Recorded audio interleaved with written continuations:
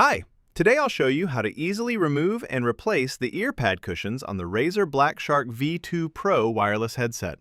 This is useful if you want to refresh your headphones by replacing old or damaged ear pads.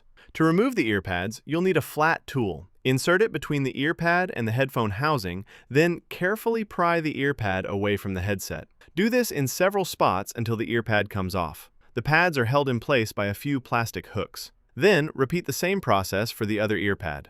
Links to new replacement ear pad cushions are in the video description. While waiting for the new replacements, I'll show the process using the old ones to demonstrate how to put them back.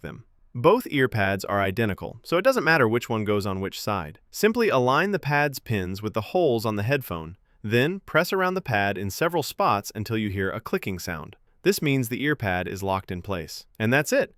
A simple way to restore the look and comfort of your headphones without buying a new pair.